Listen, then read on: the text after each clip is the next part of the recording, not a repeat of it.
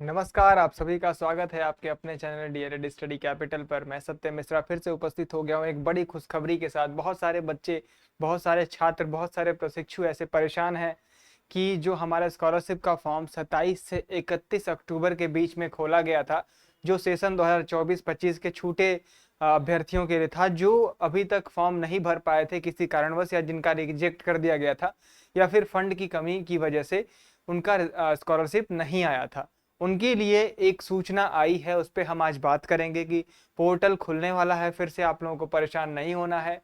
अभी नई नियमावली ये है कि आपका फिंगरप्रिंट लगेगा, देन आपका फॉरवर्ड होता है। तो बहुत सारे छात्र सर्वर की वजह से 24 से 25 वाले जो भी हैं सेशन में, वो अपना फिंगरप्रिंट नहीं लगा पाए कॉलेज में, सर्वर इशू की वजह से जिनका फॉर्म फॉरवर्ड नहीं हो पाया किसी कारणवश, वो दिन भर सर्वर बिजी ही रह गया। तो उस पर क्या चर्चा है, क्या बातें हुई, क्या ऑफिशियल अपडेट है, उस पर क्या हो सकता है, क्या नहीं हो सकता है, इस पर हम आज बात करेंगे।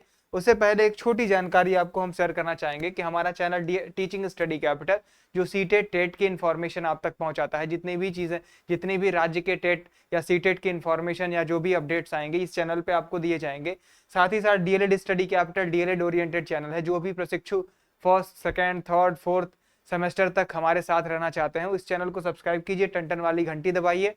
आपके हर एक इंफॉर्मेशन के साथ उपस्थित होंगे और वो आधिकारिक होगा, ऑथेंटिक इंफॉर्मेशन होगा, तभी अब आपको साझा करेंगे। ठीक है, तो बात कर लेते हैं। आज का जो हमारा टॉपिक है, ये टॉपिक है कि छात्रवृत्ति जो है नहीं मिल पाया था, उसके बाद पोर्टल खोला गया, उसके समय में भी हमारा सर्वर बिजी रहा, किसी का एग्जाम था जिसकी वजह से वो इस बार भी वंचित रह गए। तो क्या उनके लिए आगे क्या प्रोसेस होने वाला है, क्या चीजें बढ़ने वाली है, डेट बढ़ने वाला है, नहीं बढ़ने वाला है, उस पर हम बात करेंगे। छात्रों को पोर्टल न चलने से हुई कठिनाई, शासन को भेजा प्रस्ताव। ठीक है, इसमें स्पष्ट आप समझ लीजिए कि इसमें छात्र लिखा है, मतलब बहुत सारे छात्रों की बात की जा रही है, बड़े लेवल पे है ये, किसी एक कॉलेज का या फिर किसी एक जिले की बात नहीं हो रही है। ठीक है, शासन को भेजा प्रस्ताव। ठीक है, ये प्रस्ताव भेज दिया गया है किस संबंध में? छात्रवृत्ति फॉर्म नहीं भर पाए विद्यार्थी, फिर खुलेगा पोर्टल। ये सबसे बड़ा खुशखबरी, ये लाइन आपके दिमाग में सेट हो जाएगा और बहुत अच्छा आपको सुनकर भी लगेगा और बताकर भी लगेगा कि ये खुलने वाला है पोर्टल फिर से। ठीक है, लखनऊ प्रमुख संवाददाता से रिपोर्ट ये आई है कि पोर्टल न चलने के कारण 3 लाख से अधिक विद्यार्थी, एक दो बच्चे नहीं है, 10,000, 20,000, 50,000 की संख्या में नहीं है, 1 लाख की संख्या में नहीं है, 3 लाख छात्र इससे परेशान है। ठीक है, तो 3 लाख से अधिक विद्यार्थी छात्रवृत्ति के लिए आवेदन नहीं कर सके। वर्ष 2024-25 में देर से परीक्षा परिणाम जारी होने व संस्थानों की गलती से छात्रवृत्ति से वंचित रह गए 5.87 लाख, मतलब नियर अबाउट 6 लाख के आसपास। ये छोटा नहीं है कोई आंकड़ा की छोटा मैं बता रहा हूं आपको 10,000, 20,000। ये ऑथेंटिक इंफॉर्मेशन लखनऊ से आई है, जहां से आपका छात्रवृत्ति रिलीज होता है। ठीक है, तो इन्होंने क्या कहा, विद्यार्थियों से दोबारा जो है आवेदन मांगे गए थे, लेकिन बामुश्किल, बहुत मुश्किल से 2 लाख छात्र भी फॉर्म नहीं भर सके। अब समझिए 6 लाख में से 2 लाख भी नहीं भर पाए, तो ये आधा से भी कम है। ठीक है, ऐसे समझिए इस बात को। अब शासन को फिर से पोर्टल खोलने का प्रस्ताव समाज कल्याण निदेशालय की ओर से भेजा गया है। समाज कल्याण विभाग की ओर से वर्ष 2024-25 के स्नातक व स्नातकोत्तर, मतलब ग्रेजुएशन और मास्टर्स में जो बच्चे थे, तो ग्रेजुएशन के बाद जो आपके ये डीएलएड यूएलएड सब उसी में आ जाता है। ठीक है, डिप्लोमा भी आ जाता है लगभग। तो स्नातक व स्नातकोत्तर, जितने भी स्नातकोत्तर वाले, मतलब मास्टर्स जो कर रहे हैं, एमए कर रहे हैं, एमएससी कर रहे हैं, उनकी बात हो रही है।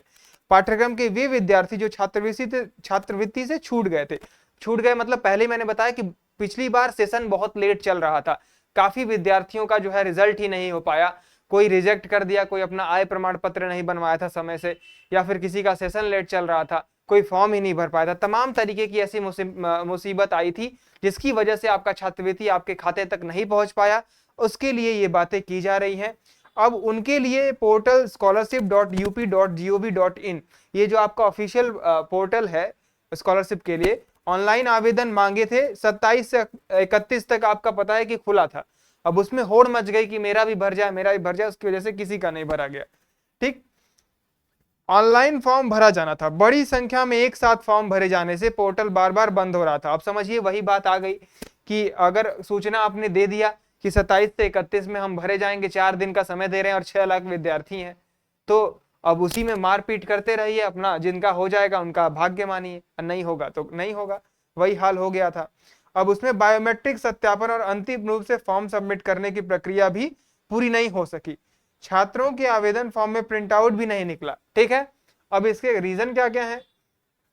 तकनीकी खामी से हुई मुसीबत। आवेदन फॉर्म भरने के लिए विद्यार्थियों को 5 दिन का समय दिया गया था, जिसमें 5.87 लाख विद्यार्थी थे, एक साथ आवेदन करने लगे। वहीं तकनीकी मतलब टेक्निकल इशू खामी के कारण पोर्टल भी बार बार बंद हो रहा था। विद्यार्थियों को काफी कठिनाई का सामना करना पड़ा। 31 अक्टूबर को जिन विद्यार्थियों ने फॉर्म भरे थे उनमें से तमाम के प्रिंट आउट 2 नवंबर तक जैसे तैसे निकले, लेकिन संस्थानों ने भी कोशिश की, लेकिन उनका सत्यापन अंतिम रूप से नहीं हो पाया।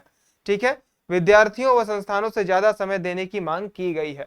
पोर्टल फिर से खोलने के लिए शासन को पत्र लिखा गया है। ऐसे में अब उम्मीद जताई जा रही है कि जल्द फिर से पोर्टल खुलेगा। ये कौन बोल रहा है? कुमार प्रशांत जी बोल रहे हैं, जो वर्तमान में निदेशक हैं किसके? समाज कल्याण विभाग के।